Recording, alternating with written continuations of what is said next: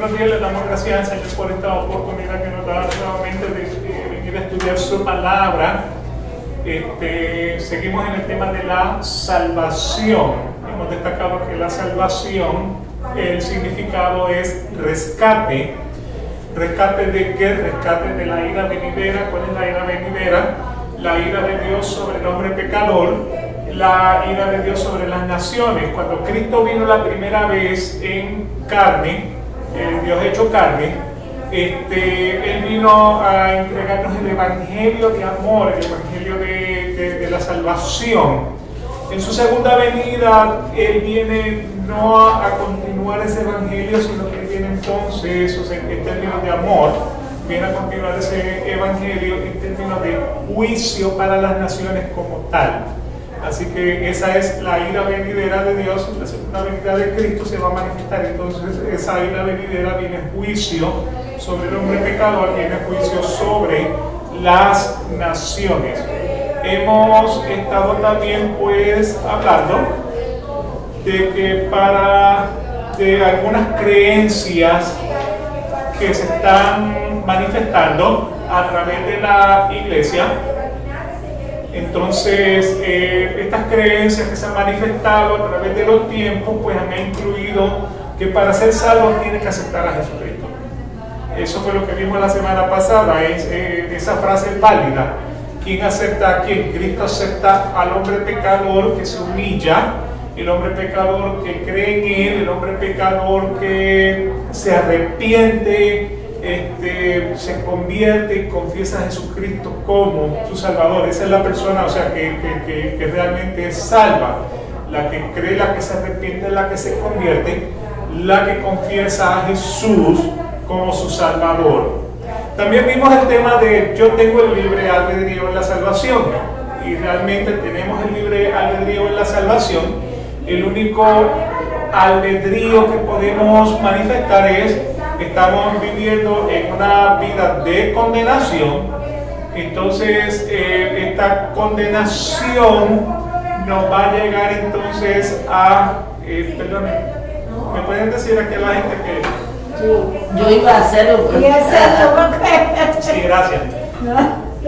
Entonces cuando dice yo tengo el libre albedrío en la salvación, pues realmente de lo que está hablando es que el único albedrío que el hombre tiene es creer o rechazar a Jesucristo.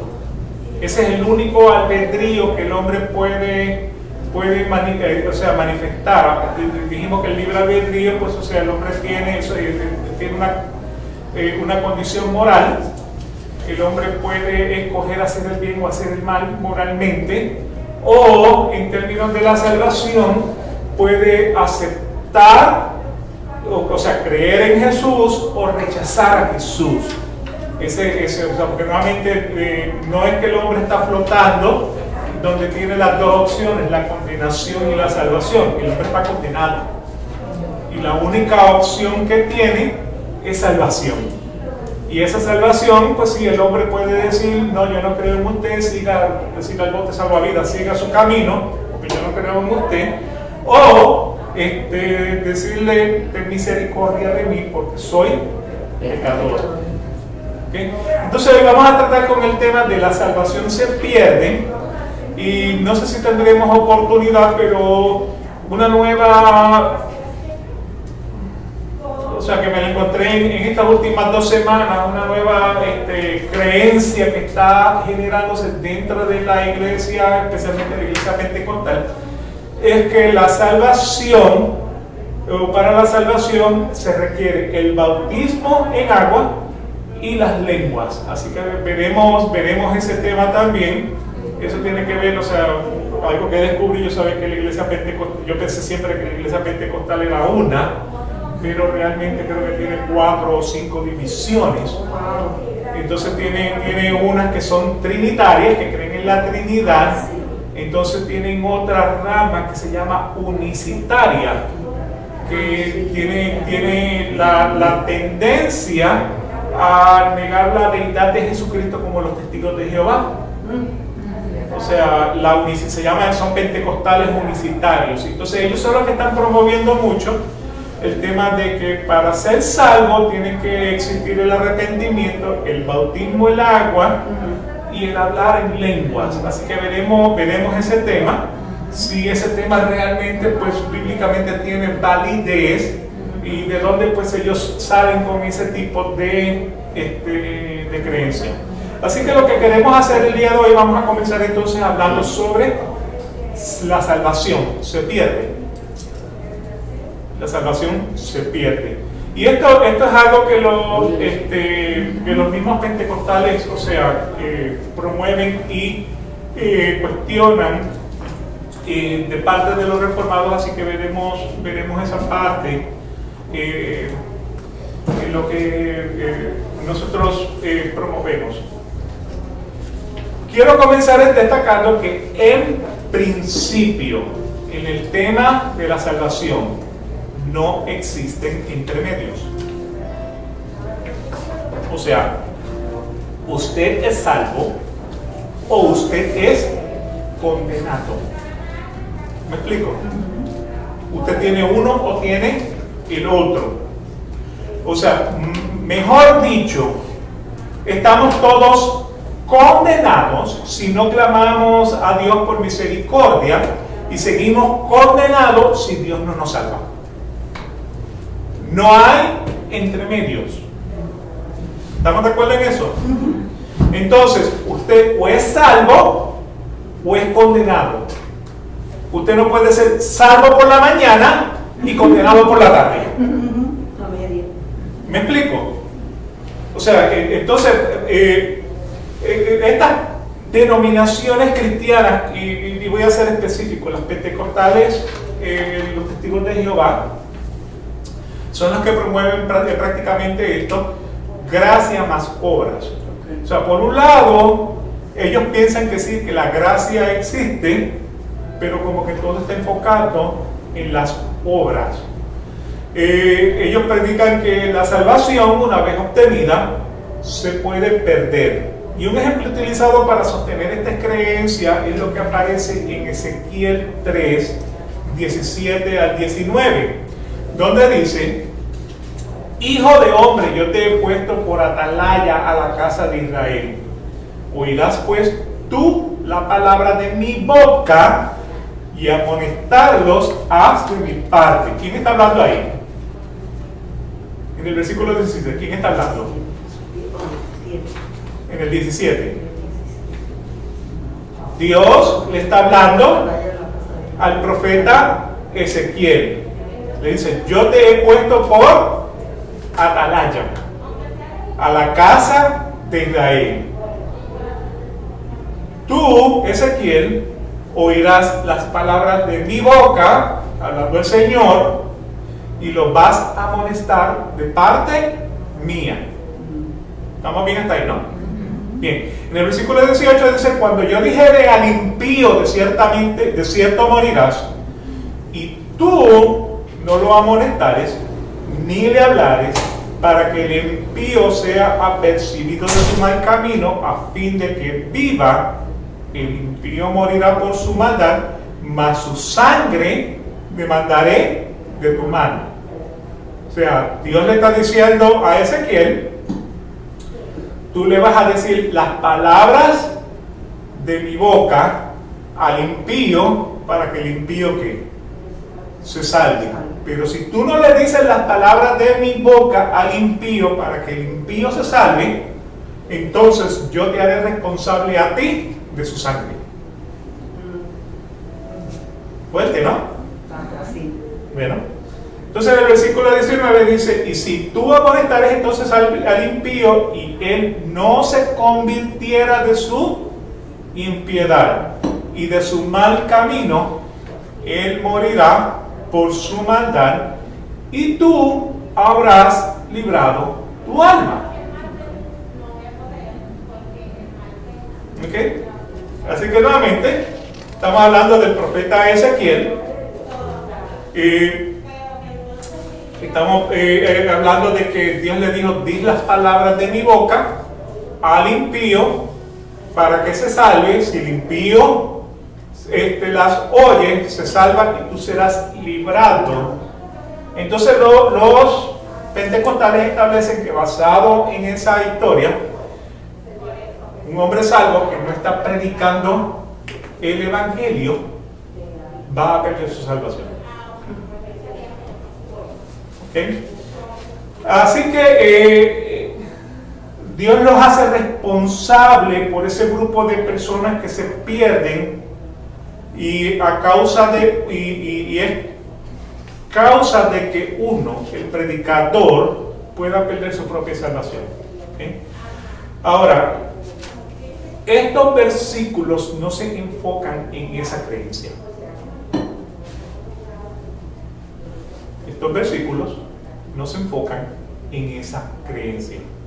Déjeme explicarle. Hijo de hombre. En el versículo 17. Yo te he puesto por atalaya a la casa de Israel. Oirás pues tú la palabra de mi boca y lo vas a amonestar de parte mía. Eso es lo que dice el 17. ¿Estamos de acuerdo? O sea, ¿qué es un atalaya? Atalaya es un mensajero. Atalaya es un mensajero. Un portavoz. En este caso, un portavoz de Dios. ¿Para qué? Para la casa de Israel. Yo te he puesto como portavoz. Yo te he puesto como representante de mí a la casa de Israel. ¿Ok? Mira lo que dice la segunda parte de ese versículo. Oirás pues tú la palabra de mi boca y lo vas a amonestar de parte mía. Ahora, ¿qué palabra es la que se supone que Ezequiel esté predicando?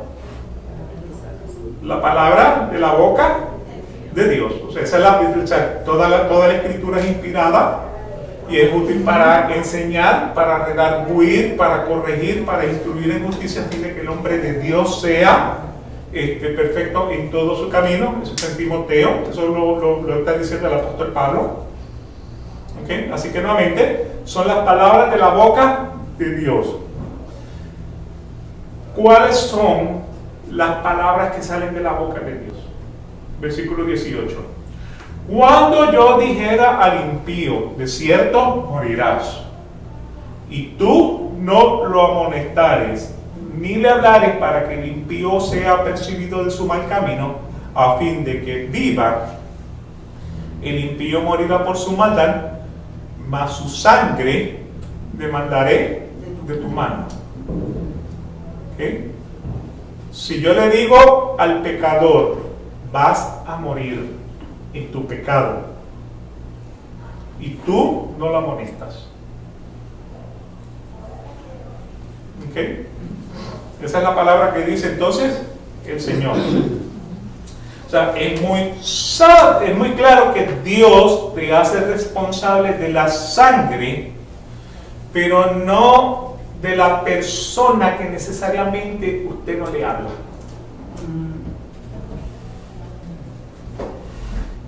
No necesariamente de la persona a la que usted no le habla. Lo está haciendo responsable de la sangre, de lo que usted dice son las palabras de Dios. O sea, de lo que está hablando es del engaño. O sea, debes transmitir el mensaje como yo te lo estoy dando. Transmitir el mensaje como el Señor dice que hay que transmitirlo. No como a mí me parece, no como a mí me parece ni me conviene. Sino como, o sea, transmitir el mensaje tal cual. Tal cual, o sea que si en otras palabras estás transmitiendo un mensaje distorsionado. Eso, ya está.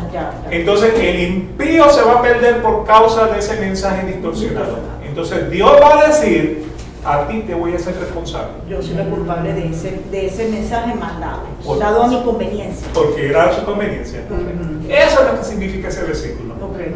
Ese versículo no está hablando de que usted pierda su salvación porque usted no está predicando el evangelio. No. Ese versículo de lo que está hablando específicamente es de que Dios lo hace responsable a los falsos maestros que distorsionan conveniencia. a conveniencia la palabra de Dios. Así que son los falsos maestros que hablan con palabras engañosas. Por ejemplo, si usted no le dice al pecador lo que dice 1 Corintios 6, 9 al 10, ¿qué dice 1 Corintios 6, 9 al 10? ¿O no sabéis que los injustos no heredarán el reino de Dios? No os dejéis engañar.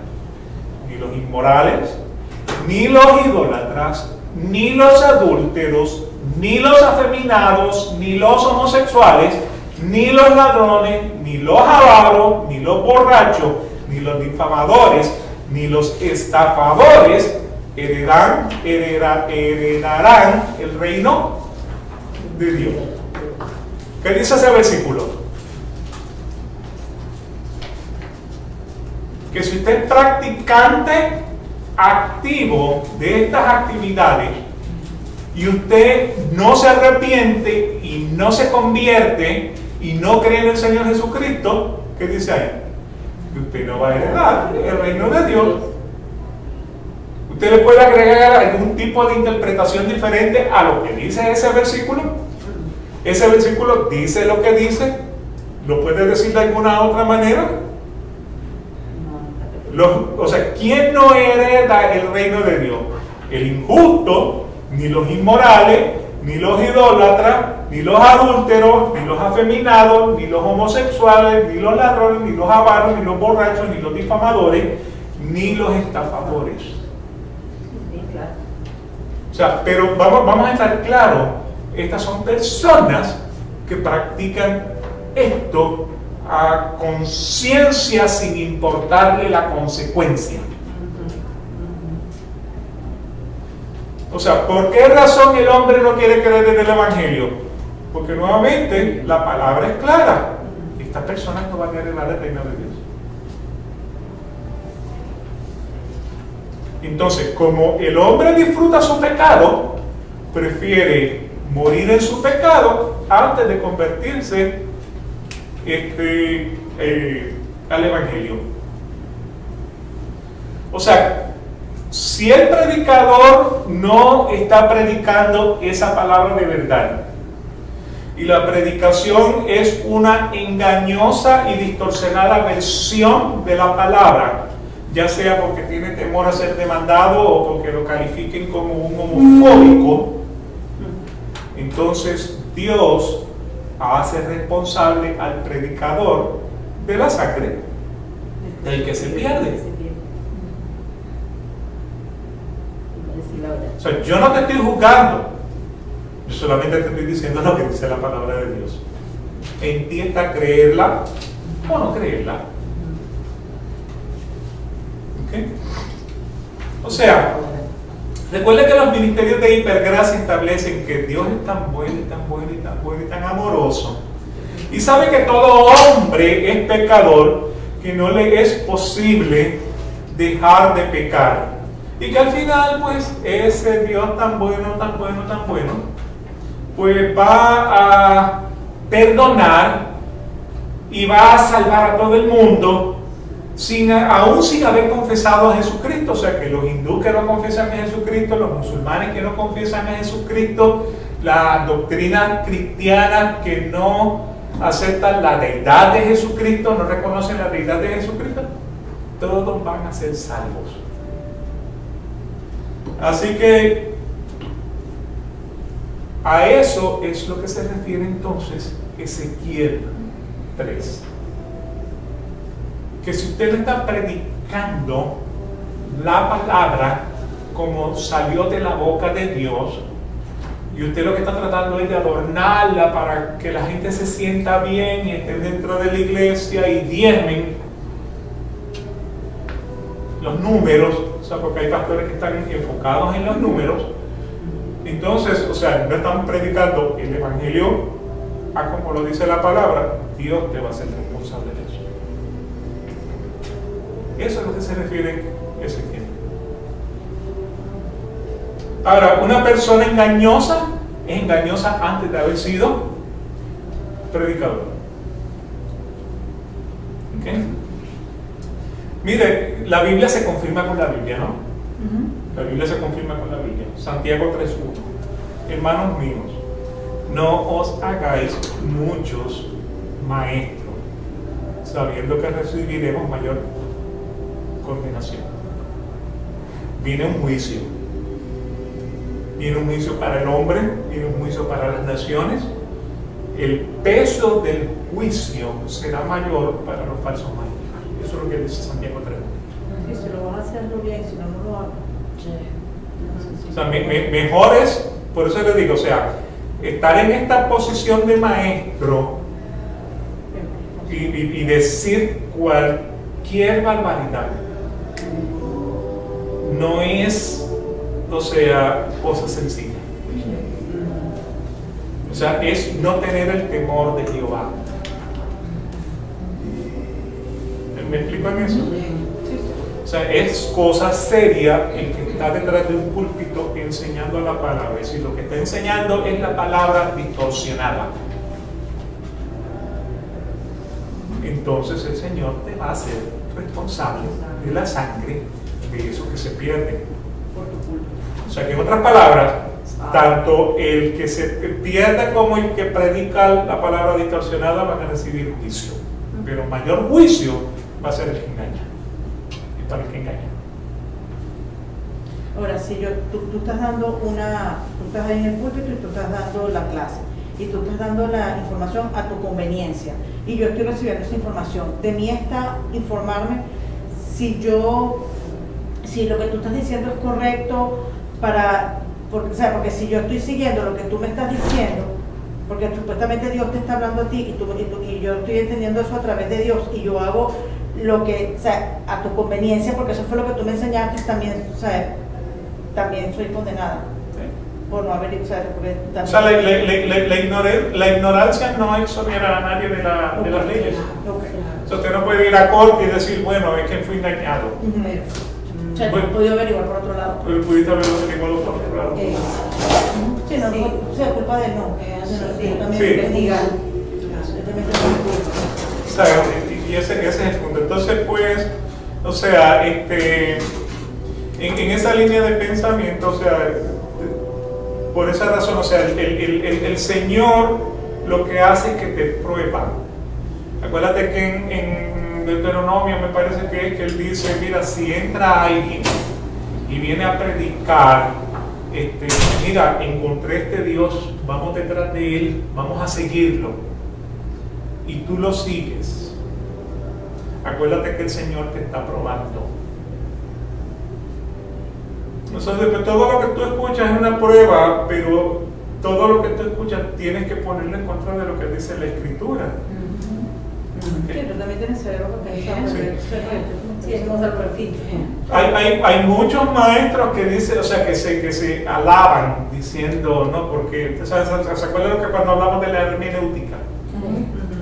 Que la hermenéutica tiene dos partes, o sea, una es extraerle el contenido del significado del versículo, y entonces otra es agregarle significado. Hay muchos maestros que, sí, yo hago mucha hermenéutica y usted tiene que tener todos los versículos en contexto, porque un versículo fuera de contexto es un pretexto.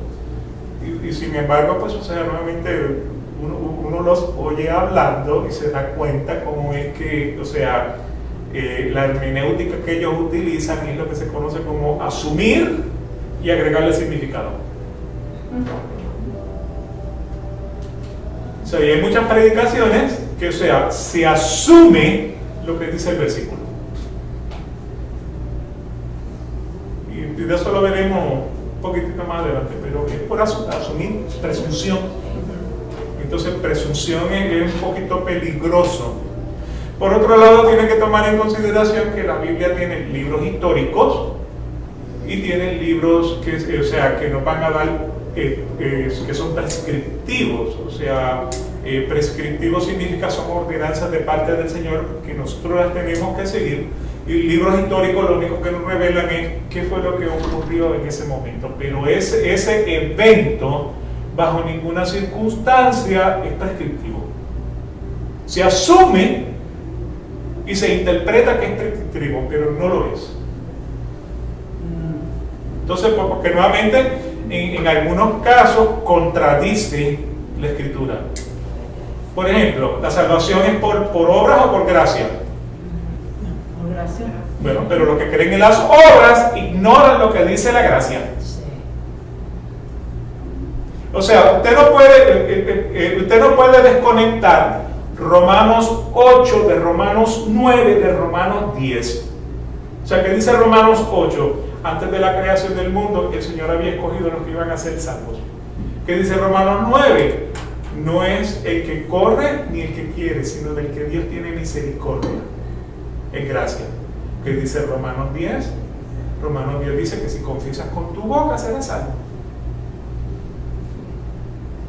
No puede, entonces, pero si agarras el capítulo 10 y solamente crees en el capítulo 10, estás ignorando lo que dice el 8 y estás ignorando lo que dice el 9. No estás mirando todo el espectro de lo que es el aspecto de la salvación. Así que por esa razón, mayor condenación reciben los falsos maestros que distorsionan la palabra, y la distorsionan porque son avaros y son codiciosos. Y yo lo he visto mucho dentro de la iglesia. Le hacen una predicación o sea, se enfocan más en cómo Dios bendice al que da. Oh, ya. Sí. No, eso que tú estás diciendo, estamos ahorita en la serie de Jesús. Y tú ves como Caifás y todo, o sea, lo que es el Sanedrín, o sea, él lo que le interesaba era, o sea, viene la colecta, no sé qué, Sí. los 10, o sea, ¿dónde está todo lo que ellos el dinero, cuánto viste, qué tenemos, qué trajeron? Pero a él no le importa, o sea, acaba de pasar una catástrofe ahorita, no le importa la gente, no le importa nada, lo que le importa es lo que hay, lo que trae, hermano. Y entonces está llegando Jesús, o sea, Jesús está cada vez haciendo más bulla, y entonces no, bajo ningún concepto, él quiere perder ese poder que él tiene. Sí. Entonces, tal cual, Es así, sí. y distorsiona todo a su conveniencia. Y claro, y por ejemplo, pues hay una historia de Jesús se sienta en el templo a ver a la gente dar. Entonces, pues, pasó una viuda y dio 2 o 3 monedas que era todo lo que tenía. Y Cristo se vino a los discípulos y le dice: todos estos dieron de lo que les sobra, pero la que más dio aquí fue la viuda. Ahora, los discípulos no dicen nada. Los ministerios de la prosperidad utilizan ese versículo para decir: usted tiene que ser como la viuda, usted tiene que dar todo para que el Señor lo alabe a usted y lo bendiga a usted. ¿Correcto? De hecho, hay un canto en la iglesia pentecostal que dice: como la viuda que dio todo lo que tenía. Sí, es que usan todo eso para... Sí, lo que pasa es que estas personas no han leído lo que dice anterior a lo que estaba ocurriendo en este evento. O sea, anteriormente Jesucristo le está criticando y le dice: ten guardado de los escribas y de los fariseos, porque les gustan sentarse en las primeras bancas, les gustan las salutaciones, les gusta que les digan maestro, pero, o sea, manipulan la palabra, saquean las casas de las viudas. Y después entonces Cristo se sienta a ver a la gente echar en el templo y dice: mira, ahí viene la verdad. Cristo lo que estaba era criticando un sistema que estaba engañando a la viuda. Por eso es que los discípulos se callaron la boca y no pudieron decir nada, porque él no estaba alabando lo que la viuda estaba haciendo como algo correcto. Él lo que estaba destacando es: miren cómo engañan a la viuda. Que era lo que hacían los escribas. Iban a la casa de la viuda y le decían: tú le vas a hacer un buen beneficio a la iglesia si toda tu herencia se la das al templo. Cuando que en el Antiguo Testamento el Señor le dijo a la viuda, al pobre, al huérfano y al extranjero: no los vas a oprimir. Porque si tú oprimes a la viuda y la viuda clama a mí por justicia, bajaré yo, te mataré a ti con una espada, para que tu mujer sea la viuda y tus hijos sean los huérfanos. Eso era lo que Cristo estaba criticando. Cómo engañaban a la viuda, no estaban amando a la viuda. Así que usted no tiene que ser como la viuda que tiene que dar todo lo que tiene en la cuenta de banco para recibir las bendiciones de Dios. Eso es una enseñanza falsa. ¿Ok? Nuevamente vemos en Efesios 2, versículos 8 y 9. Por gracia habéis sido salvados por medio de la fe, y esto no de vosotros, sino que es don de Dios, no por obra, para que nadie se gloríe. O sea, nosotros predicamos la salvación por la gracia de Dios. Nosotros reconocemos a Dios en su soberanía, no reconocemos en las obras de un hombre para ser salvo. O sea, de hecho, el hombre no tiene una gota de mérito en su salvación. Pero vuelvo y le destaco, cuando usted tiene una religión que está basada en gracia más obras, ahí tiene entonces ese problema, donde las obras tienen como que más énfasis en lo que usted hace que en la gracia del Señor. Y usted no puede desconectar Romanos 8 de Romanos 9 de Romanos 10, porque los tres están hablando de la salvación. Así que en el tema de la salvación, Dios le da la salvación a un hombre como un don, como algo que le da, como algo que lo da por gracia, un regalo, algo inmerecido, algo gratuito, no por obras para que nadie se gloríe. Por esto la salvación no se gana por obra humana, y por lo tanto la salvación no se puede perder por obra humana. O sea, esto suena chocante, pero en esa línea de pensamiento usted no puede perder lo que no se ha ganado. Es cierto. Claro. Nunca ha sido tuyo. Si no ha sido tuyo, no lo puedes perder. No llegó. Nunca fue tuyo. O sea, nuevamente, ¿dónde está el hombre en nuestro ejemplo del náufrago que está en el mismo medio del mar? El que necesita el rescate del océano. O sea, está en un estado pecaminoso, está condenado y perdido. Esto quiere decir que la persona no es salva.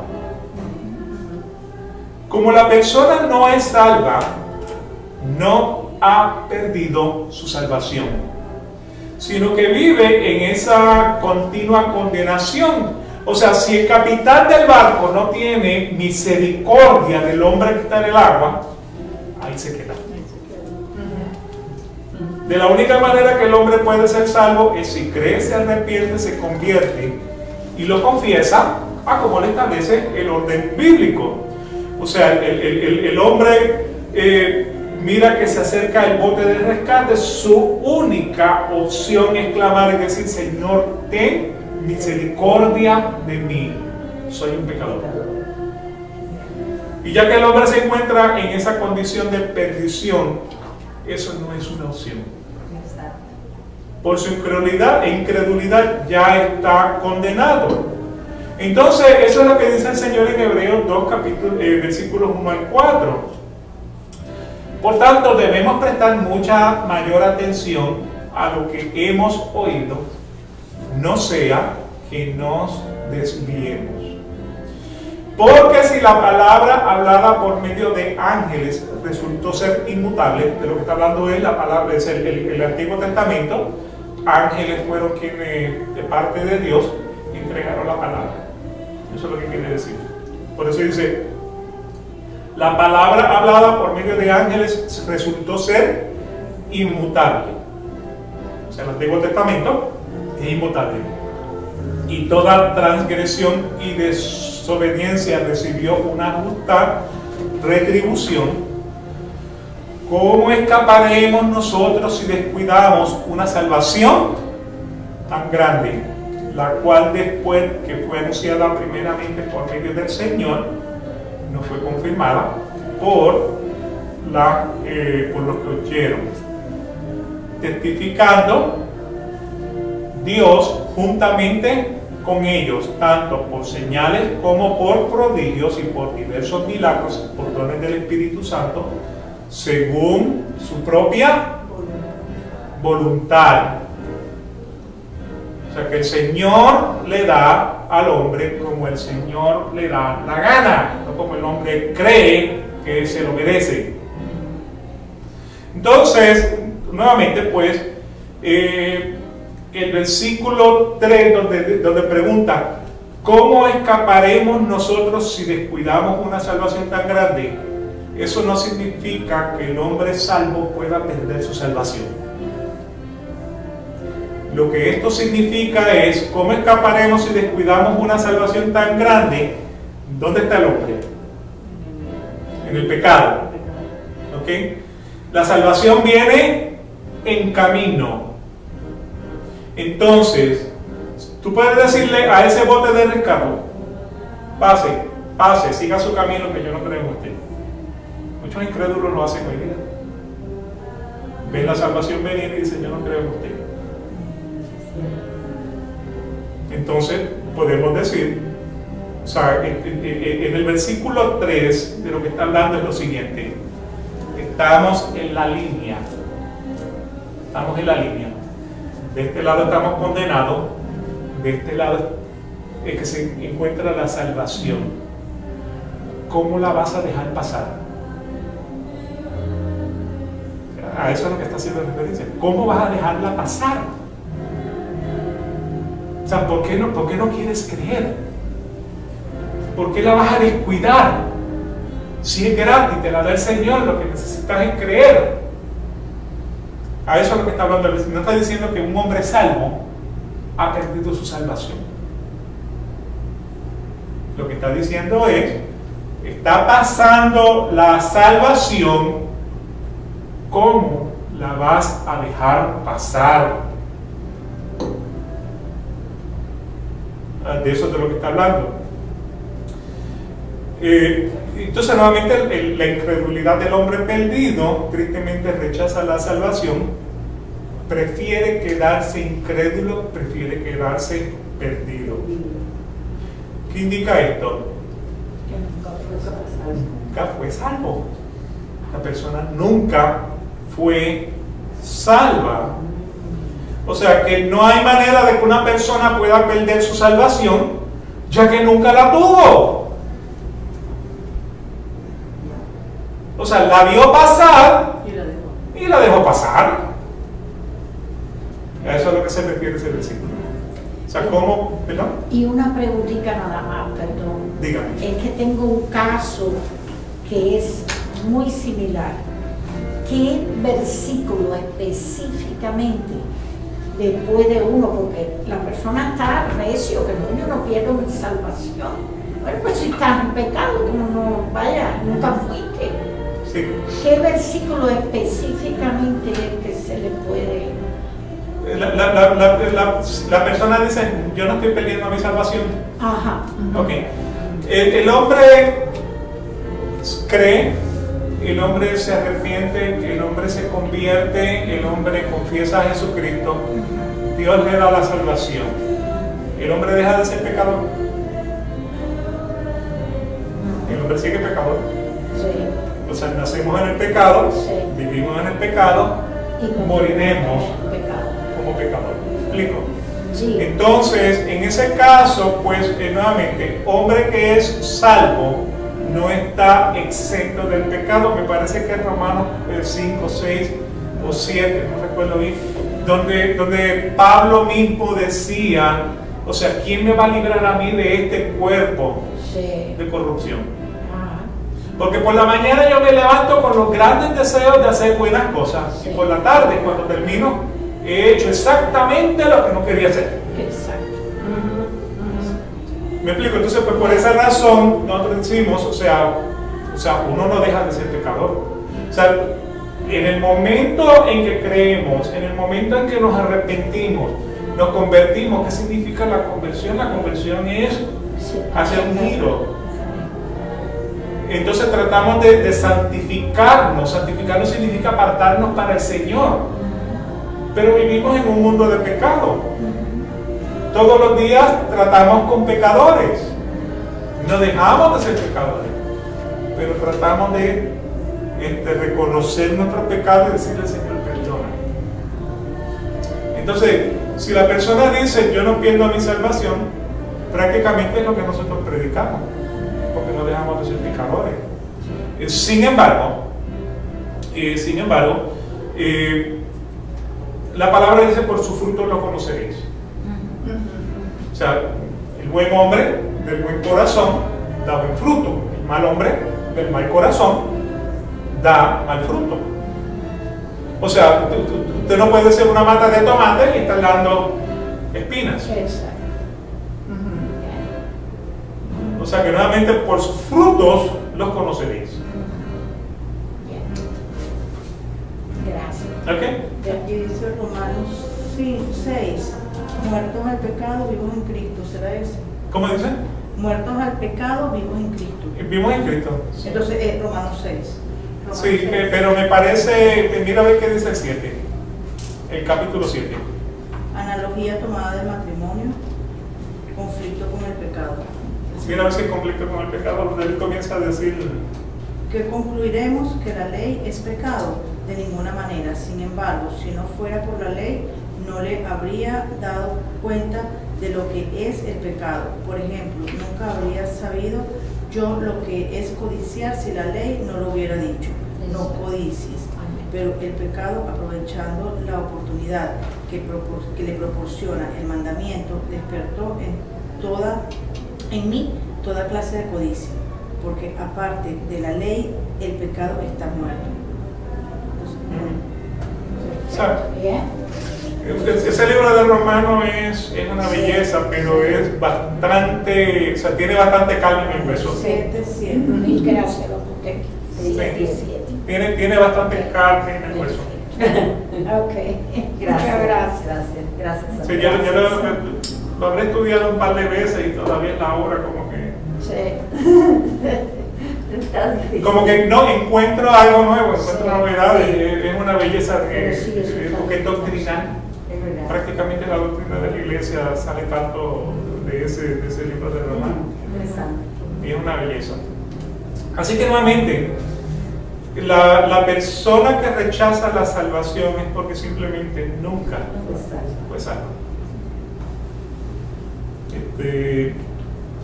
Otro tipo de persona considerada es aquella que ha estado en la iglesia desde niño, acepta a Jesús como su Salvador y se bautiza, pero un día ya de joven o de adulto decide abandonar la iglesia.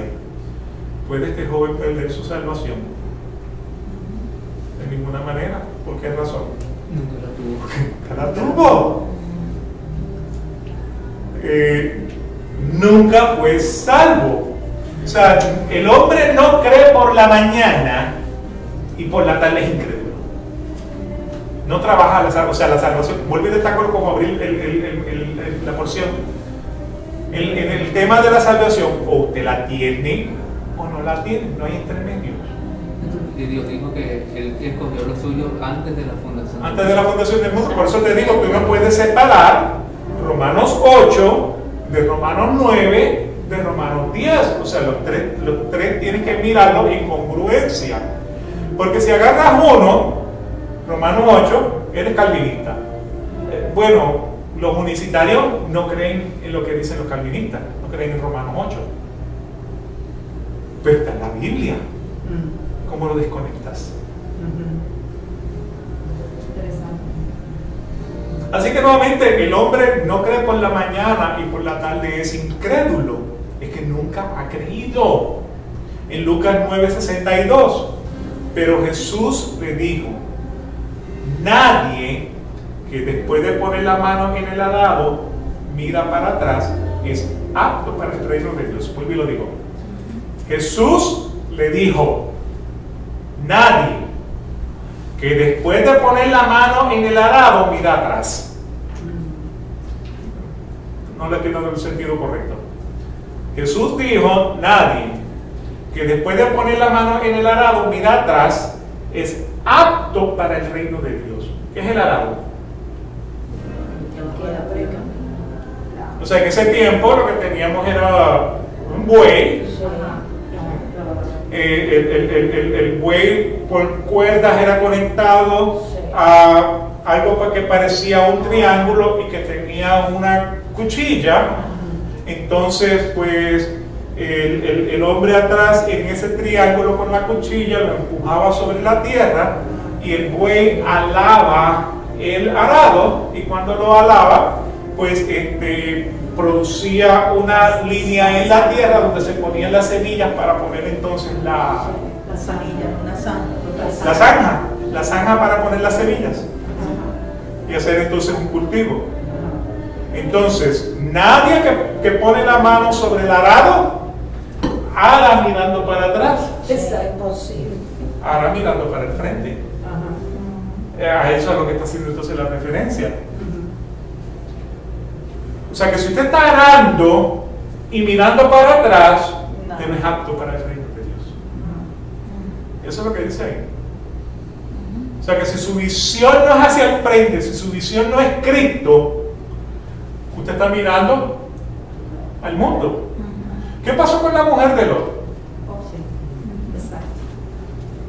¿Qué fue lo que le dijo el ángel? ¿Qué fue lo que le dijo el ángel a Lot? Sal y no miras para atrás. Cuando estaban saliendo, ¿qué hizo la mujer de Lot? Miro para atrás. ¿Y qué pasó? Se tapó el sal. Nadie que pone la mano sobre el arado mira para atrás. Porque el que mira para atrás no es apto para el reino de Dios. Eso es lo que dijo Cristo. Entonces, si usted dentro de la iglesia tiene personas, ustedes tienen personas que tienen un pie en la iglesia y un pie en el mundo, esa persona es salva. Aún si ha hecho nada, o sea, ha aceptado a Jesucristo como su Salvador. Claro, ¿quién soy yo para juzgar? Nadie. ¿Por qué razón? Porque Romanos 9, el Señor dice: yo tendré misericordia del que yo quiera tener misericordia, yo tendré compasión del que yo quiera tener compasión, porque la salvación no depende del que quiere ni del que corre, sino del que el Señor tiene misericordia. Bueno, está el caso del ladrón en la cruz al lado de Jesús, que él al final reconoce que Jesús es Dios, y pues, por decir, esa persona desde el principio siempre fue salvo, pero llegó a saberlo 10 minutos antes de morir. Claro. Y es porque el Señor tuvo Sí, el Señor misericordia. hizo que fuera así. Misericordia. O sea, que yo no sé quién para juzgar, quién se salva y quién se pierde. Solamente el Señor sabe eso. Pero claramente, si hay una persona que desiste de una creencia por falsas y torcidas enseñanzas de una doctrina, otros vienen a experimentar la iglesia, pero no están completamente convencidos del cristianismo y permanece incrédulo. La mayor razón por la cual una persona no quiere creer es porque disfruta su vida pecaminosa. Y en el cristianismo, pues tristemente, se le ponen prohibiciones que van en contra de lo que es su deleite. Ese es el caso. Ahí está el detalle. Ahí está el detalle. Es difícil. Así que una persona puede desistir de una creencia, puede rechazar la creencia. Así que la salvación la tiene porque Dios se la regala, o la salvación nunca la tuvo por su incredulidad. La salvación no se pierde. La salvación es dada por Dios como un don de gracia completamente gratuito. Para el que cree, se arrepiente, convierte y confiesa a Jesús. Una de las cosas que nosotros reconocemos es que Dios es infalible. Dios tiene un conocimiento ilimitado. Y por esta razón decimos que Dios no comete errores. ¿Okay? En el Salmo 147:5 dice: grande es el Señor nuestro y de mucho poder, y su entendimiento es infinito. Simplemente Dios todo lo sabe, Dios no se equivoca. De hecho, en número 23:19 lo hemos visto, donde dice: Dios no es hombre para que mienta, ni hijo de hombre para que se arrepienta. Él dijo y no hará, habló y no lo ejecutará. Si Dios da la salvación a un hombre que lo merece, que no se lo merece, si Dios le da la salvación a un hombre que no se lo merece, y Dios no se equivoca, ¿cómo el hombre puede perder su salvación?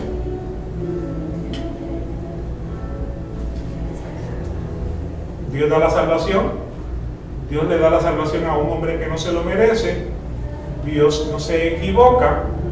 ¿Cómo el hombre puede perder su salvación? O sea, ¿qué es lo que me está diciendo? El Señor lo sacó del agua, lo puso en el bote, lo miró y le dijo: ¡ay, me equivoqué!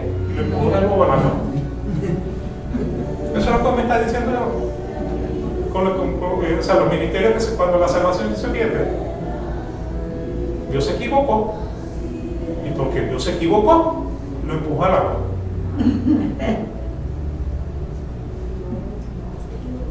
Pero si Dios no se equivoca, si Dios da la salvación a un hombre que no se lo merece, entonces no puede el hombre perder su salvación. Esa es la seguridad eterna que tenemos. Claro, este hombre, vamos a estar claros que una de las críticas que tiene la Iglesia Reformada en relación con el tema de si la salvación se pierde o no se pierde, es precisamente eso. El hecho de que entonces eso significa que tú tienes tarjeta de crédito para pecar. No tengo tarjeta de crédito para pecar, es que no he dejado de ser pecador. Lo que estoy tratando de hacer es santificarme, apartarme para el Señor, no juntarme con las juntillas que tenía antes que me apartaban de Dios. Ahora quiero juntillas que me hagan crecer en las cosas del Señor. ¿Okay? Así que nuevamente, no es que el hombre fue salvo y que el Señor lo empujó porque se equivocó, es que el hombre nunca fue salvo. Esa es la diferencia. Recuerden lo que dijo Jesús en Mateo 7:21-23. No todo el que dice Señor, Señor entrará en el reino de los cielos, sino el que hace la voluntad de mi Padre que está en los cielos. Muchos me dirán en aquel día: Señor, Señor, no profetizamos en tu nombre, y en tu nombre echamos fuera demonios, y en tu nombre hicimos muchos milagros. Y entonces les declararé: jamás os conocí, apartaos de mí los que practican la iniquidad. Fíjense que dice, no dice apartaos de mí ustedes pecadores, porque todos somos pecadores, son los practicantes de la iniquidad, los que a conciencia no le importa la consecuencia. Dice: jamás os conocí. ¿Sabe lo que significa la palabra conocer? Intimidad. Génesis capítulo 4 dice: Adán conoció a Eva. ¿Y cuál fue el resultado de conocer a Eva? Caín y Abel. Para ese resultado de Caín y Abel vino porque la conoció íntimamente. Ese es el mismo significado que tiene esa palabra conocí.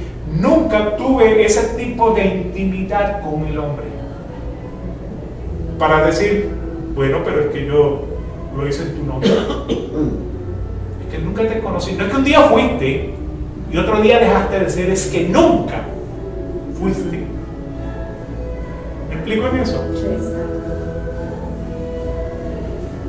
Quizás estará pensando que significa entonces Filipenses 2, versículos del 12 al 13, y rapidito, donde dice: así que, amados míos, tal como siempre habéis obedecido, no solo en mi presencia, sino ahora muchos más en mi ausencia, ocupaos en vuestra salvación con temor y temblor. Suena como que el hombre ahora es responsable de su salvación, ¿no? Porque Dios es el que obra en vosotros tanto el querer como el hacer para su beneplácito. El apóstol Pablo está aquí escribiendo: ocupaos en vuestra salvación con temor y temblor. Ahora, vamos, es Pablo el que está hablando, ¿no? El apóstol Pablo. Pablo en Efesios 2 dice, la salvación no es, o sea, es dada por gracia, no por obra de hombres. Entonces, aquí parece como que hay dos versículos escritos por la misma persona que se contradicen. ¿La Biblia se contradice? No. ¿Qué es lo que está diciendo aquí?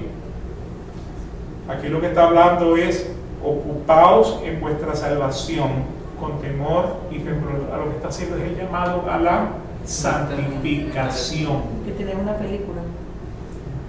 Júrale.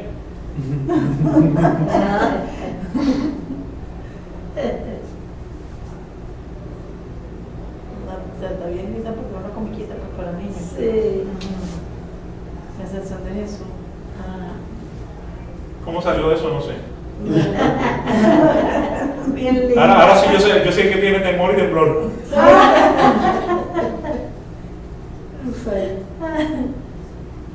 ¿Sabes qué pasó? Como una cosa que decía que si quieres que se conectara al televisor o algo así, hizo así y pum, entró la... Y lo hizo solito. Sí, solito salió.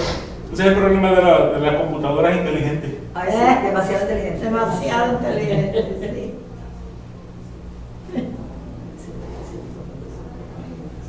Ay, pero está bien linda la No, está bien lindo. Wow. No sé de qué se trata eso no está viniendo de mi computadora. No, a lo mejor tú tienes Desde muchas cuando se cosas va y el te va agarrando, teléfono. se va agarrando de... De otro. Se ve que es un teléfono. Ah, sí. Ah, será el teléfono entonces. Fíjate, arriba tienes que si todos los iconos de, de un teléfono y abajo también. Sí. Bueno. Vamos a hacerlo sencillo.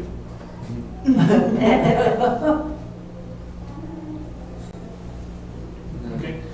Culminamos rapidito. Cuando dice ocupaos en vuestra salvación con temor y temblor. Ahora sí. Ya está. Se acabó el problema. Se acabó el problema. Se resolvió. Muerto el perro, se acabó la rabia.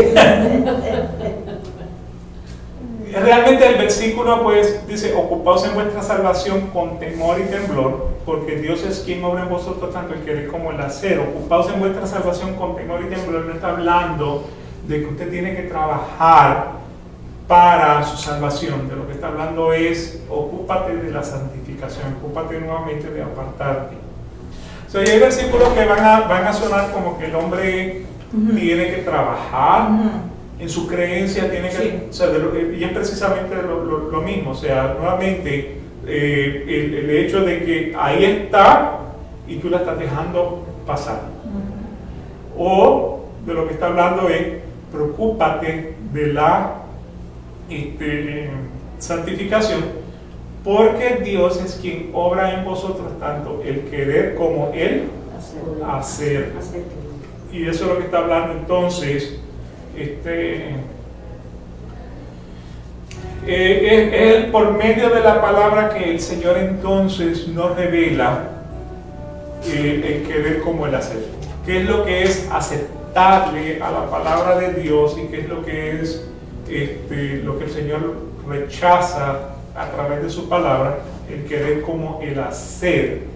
Y todo esto para su beneplácito significa que para que la voluntad de Dios, para que Dios se satisfaga por medio de su palabra. Así que no crea la falsa enseñanza de que Jesús murió por todos. Jesús solamente muere por los que creen, por los que se arrepienten, los que se convierten y los que se le confiesan. Y también, pues, o sea, voy a agregarle el bautismo. Pero ya hemos hablado del bautismo un poco, o sea, en términos de que para que ese barco pueda ser levantado de las aguas, tiene que ser completamente regenerado.